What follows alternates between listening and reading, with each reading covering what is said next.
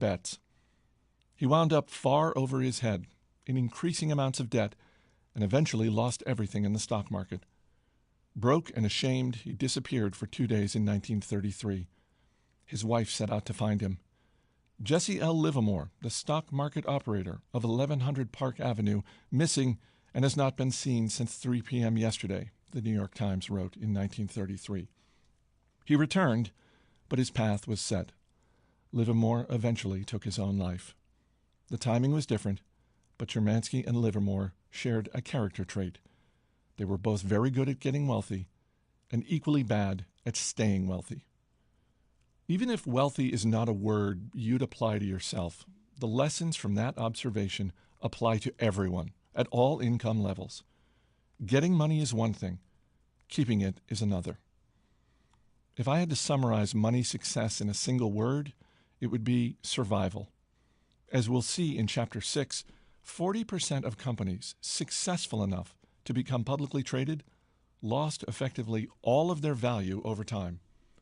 The Forbes 400 list of richest Americans has, on average, roughly 20% turnover per decade for causes that don't have to do with death or transferring money to another family member. Capitalism is hard, but part of the reason this happens is because getting money and keeping money are two different skills. Getting money requires taking risks, being optimistic, and putting yourself out there. But keeping money requires the opposite of taking risk.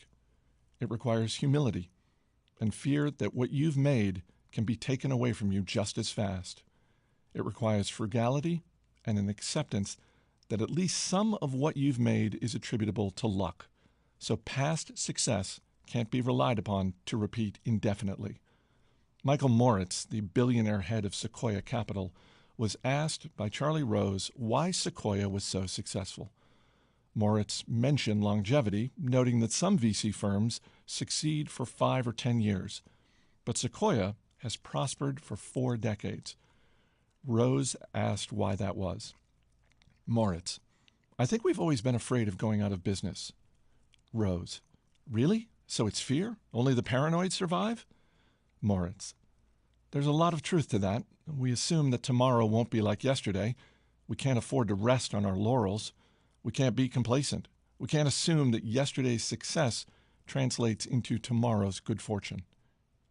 Here again, survival. Not growth or brains or insight. The ability to stick around for a long time without wiping out or being forced to give up is what makes the biggest difference. This should be the cornerstone of your strategy, whether it's in investing or your career or a business you own. There are 2 reasons why a survival mentality is so key with money. One is the obvious. Few gains are so great that they're worth wiping yourself out over. The other, as we saw in Chapter 4, is the counterintuitive math of compounding. Compounding only works if you give an asset years and years to grow. It's like planting oak trees. A year of growth will never show much progress. 10 years can make a meaningful difference, and 50 years can create something absolutely extraordinary. But getting and keeping that extraordinary growth requires surviving all the unpredictable ups and downs that everyone inevitably experiences over time. We can spend years trying to figure out how Buffett achieved his investment returns, how he found the best companies, the cheapest stocks, the best managers. That's hard. Less hard, but equally important, is pointing out what he didn't do. He didn't get carried away with debt. He didn't panic and sell during the 14 recessions he's lived through. He didn't sully his business reputation. He didn't attach himself to one strategy, one worldview, or one passing trend. He didn't rely on others' money. Managing investments through a public company meant investors couldn't withdraw their capital. He didn't burn himself out and quit or retire. He survived. Survival gave him longevity. And longevity, investing consistently from age 10 to at least age 89, is what made compounding work wonders. That single point is what matters most when describing his success. To show you what I mean, you have to hear the story of Rick Guerin. You've likely heard of the investing duo of Warren Buffett and Charlie Munger, but 40 years ago, there was a third member of the group, Rick Guerin. Warren, Charlie, and Rick made investments together and interviewed business managers together. Then Rick kind of disappeared, at least relative to Buffett and Munger's success. Investor Monish Pabrai once asked Buffett what happened to Rick. Monish recalled, "Warren said, 'Charlie and I always knew that we would become incredibly wealthy. We were not in a hurry to get wealthy. We knew it would happen. Rick was just as smart as us, but he was in a hurry.'" What happened was that in the 1973-1974 downturn, Rick was levered with margin loans, and the stock market went down almost 70% in those 2 years, so he got margin calls. He sold his Berkshire stock to Warren. Warren actually said, "I bought Rick's Berkshire stock at under $40 a piece." Rick was forced to sell because he was levered. Charlie, Warren, and Rick were equally skilled at getting wealthy, but Warren and Charlie had the added skill of staying wealthy, which over time is the skill that matters most. Nassim Taleb put it this way: having an edge and surviving are two different things. The first requires the second. You need to avoid ruin at all costs. Applying the survival mindset to the real world comes down to appreciating three things. 1. More than I want big returns, I want to be financially unbreakable. And if I'm unbreakable, I actually think I'll get the biggest returns because I'll be able to stick around long enough for compounding to work wonders. No one wants to hold cash during a bull market. They want to own assets that go up a lot. You look and feel conservative holding cash during a bull market because you become acutely aware of how much return you're giving up by not owning the good stuff. Say cash earns 1% and stocks return 10% a year, that 9% gap will gnaw at you every day. But if that cash prevents you from having to sell your stocks during a bear market, the actual return you earned on that cash is not 1% a year.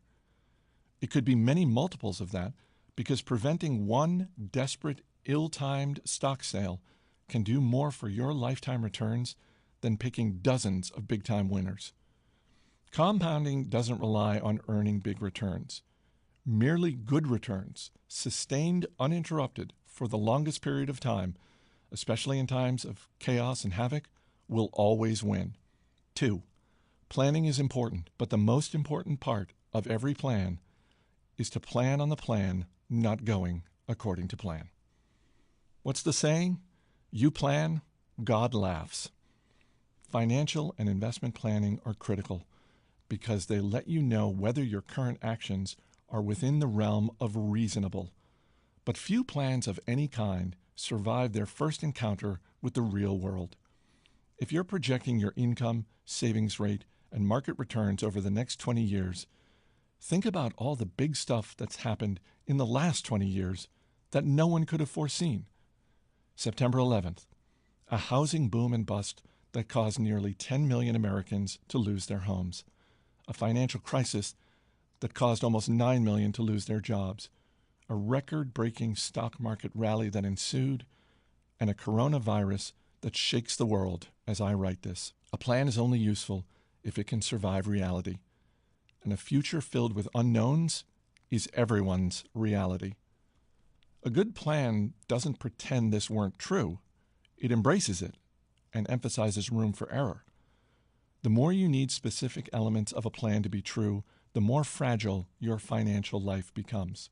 If there's enough room for error in your savings rate that you can say, it'd be great if the market returns 8% a year over the next 30 years, but if it only does 4% a year, I'll still be okay, the more valuable your plan becomes. Many bets fail, not because they were wrong, but because they were mostly right in a situation that required things to be exactly right. Room for error, often called margin of safety, is one of the most underappreciated forces in finance. It comes in many forms: a frugal budget, flexible thinking, and a loose timeline. Anything that lets you live happily with a range of outcomes. It's different from being conservative. Conservative is avoiding a certain level of risk, Margin of safety is raising the odds of success at a given level of risk by increasing your chances of survival. Its magic is that the higher your margin of safety, the smaller your edge needs to be to have a favorable outcome. 3. A barbelled personality, optimistic about the future, but paranoid about what will prevent you from getting to the future, is vital. Optimism is usually defined as a belief that things will go well, but that's incomplete. Sensible optimism is a belief that the odds are in your favor, and over time, things will balance out to a good outcome, even if what happens in between is filled with misery. And in fact, you know it will be filled with misery. You can be optimistic that the long-term growth trajectory is up and to the right, but equally sure that the road between now and then is filled with landmines and always will be. Those two things are not mutually exclusive. The idea that something can gain over the long run while being a basket case in the short run is not intuitive, but it's how a lot of things work in life. By age 20, the average person can lose roughly half the synaptic connections they had in their brain at age 2, as inefficient and redundant neural pathways are cleared out. But the average 20-year-old is much smarter than the average 2-year-old. Destruction in the face of progress is not only possible, but an efficient way to get rid of excess. Imagine if you were a parent and could see inside your child's brain. Every morning you notice fewer synaptic connections in your kid's head.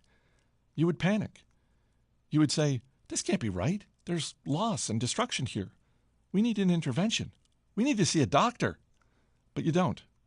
What you are witnessing is the normal path of progress. Economies, markets, and careers often follow a similar path: growth amid loss. Here's how the U.S. economy performed over the last 170 years. Real GDP per capita increased by a factor of 20. But do you know what happened during this period? Where do we begin? 1.3 million Americans died while fighting 9 major wars. Roughly 99.9% of all companies that were created went out of business. 4 U.S. presidents were assassinated. 675,000 Americans died in a single year from a flu pandemic. 30 separate natural disasters killed at least 400 Americans each. 33 recessions lasted a cumulative 48 years. The number of forecasters who predicted any of those recessions rounds to 0. The stock market fell more than 10% from a recent high at least 102 times. Stocks lost a third of their value at least 12 times. Annual inflation exceeded 7% in 20 separate years. The words economic pessimism appeared in newspapers at least 29,000 times, according to Google. Our standard of living increased 20-fold in these 170 years, but barely a day went by that lacked tangible reasons for pessimism. A mindset that can be paranoid and optimistic at the same time is hard to maintain, but seeing things as black or white takes less effort than accepting nuance. But you need short-term paranoia to keep you alive long enough to exploit long-term optimism. Jesse Livermore figured this out the hard way. He associated good times with the end of bad times. Getting wealthy made him feel like staying wealthy was inevitable, and that he was invincible. After losing nearly everything, he reflected, "I sometimes think that no price is too high for a speculator to pay to learn that which will keep him from getting the swelled head." A great many smashes by brilliant men can be traced directly to the swelled head. It's an expensive disease, he said, everywhere to everybody. Next, we'll look at another way growth in the face of adversity can be so hard to wrap your head around. Chapter 6. Tails, You Win. Heinz Berggruen fled Nazi Germany in 1936. He settled in America, where he studied literature at UC Berkeley. By most accounts, he did not show particular promise in his youth, but by the 1990s, Berggruen was, by any measure, one of the most successful art dealers of all time. In 2000, Berggruen sold part of his massive collection of Picassos, Braques, Klees, and Matisses to the German government for more than 100 million euros. It was such a bargain that the Germans effectively considered it a donation. The private market value of the collection was well over $1 billion. That one person can collect huge quantities of masterpieces is astounding. Art is as subjective as it gets. How could anyone have foreseen early in life what were to become the most sought-after works of the century? You could say skill. You could say luck. The investment firm Horizon Research has a third explanation, and it's very relevant to investors. The great investors bought vast quantities of art, the firm writes. A subset of the collections turned out to be great investments, and they were held for a sufficiently long period of time to allow the portfolio return to converge upon the return of the best elements of the portfolio. That's all that happens. The great art dealers operated like index funds. They bought everything they could, and they bought it in portfolios, not individual pieces that they happened to like. Then they sat and waited for a few winners to emerge. That's all that happens. Perhaps 99% of the works someone like Berggruen acquired in his life turned out to be of little value. But that doesn't particularly matter if the other 1% turn out to be the work of someone like Picasso. Berggruen could be wrong most of the time and still end up stupendously right. A lot of things in business and investing work this way. Long tails, the farthest ends of a distribution of outcomes, have tremendous influence in finance, where a small number of events can account for the majority of outcomes. That can be hard to deal with, even if you understand the math. It is not intuitive that an investor can be wrong half the time and still make a fortune.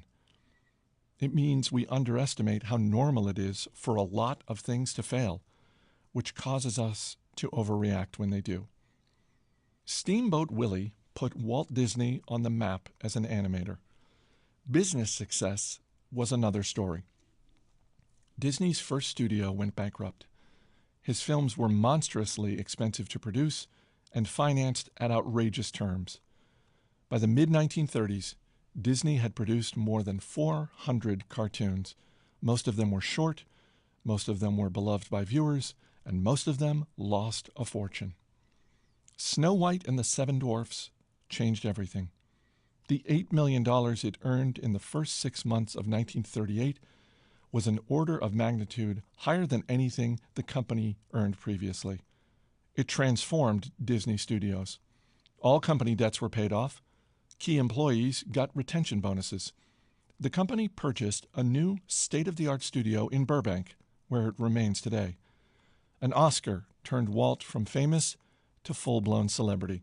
By 1938, he had produced several hundred hours of film. But in business terms, the 83 minutes of Snow White were all that mattered.